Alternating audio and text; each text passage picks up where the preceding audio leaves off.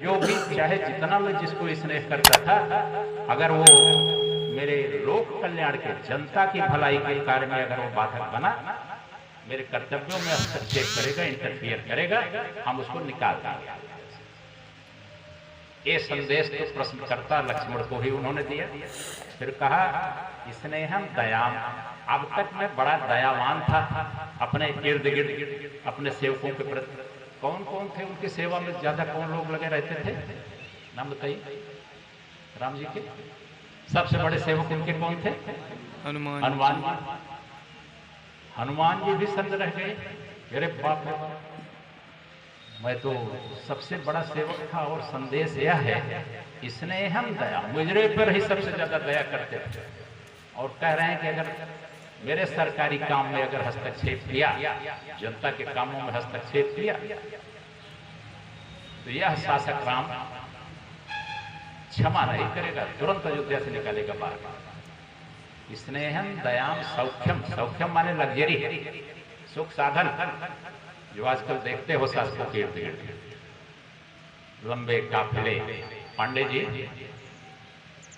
ये लोकतंत्र की विसंगति है। राम का लोकतंत्र देखिए, वो कहते हैं कि ये जितनी लग्जरी मेरे अराउंड, मेरे चारों तरफ जुटाई गई है, सोने का सिंहासन और सेवक और यूं चामर डुलाई जा रही है और तमाम खाने पीने की वस्तुएं, इन सबको किक आउट कर दूंगा, अभी फेंक दूंगा मैं यहां से, अगर ये सब चीजें मेरे सुख साधन, मेरे कर्तव्य के निर्वाह में, शासक के रूप में कर्तव्य के निर्वाह में बाधक हुए तो।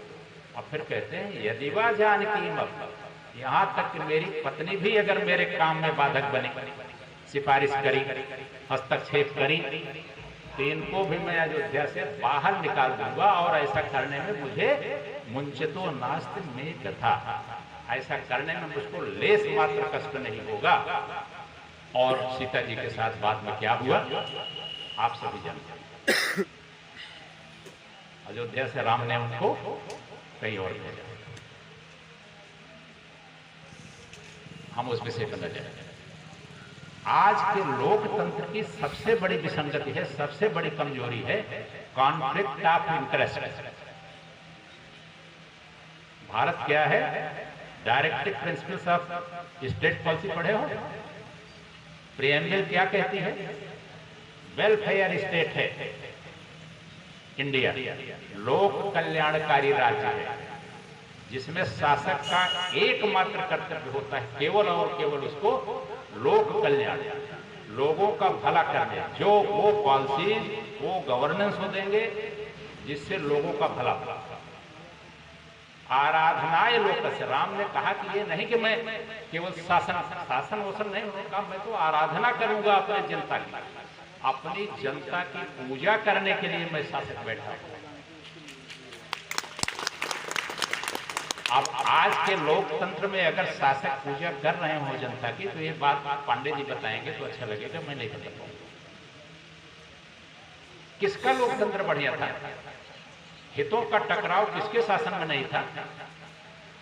भवभूत जो 1350 वर्ष पहले उत्तर रामचरितम लिख के छोड़ गए हैं, और जो राम त्रेता युगीन थे, भारतीय काल गणना के अनुसार कितने लाख वर्षों का कोई इतिहास है, यूरोपियन के अनुसार कम से कम 5 से 10 हजार वर्ष के बीच का कोई कालखंड है। फिर अगला देखो, वाल्मीकि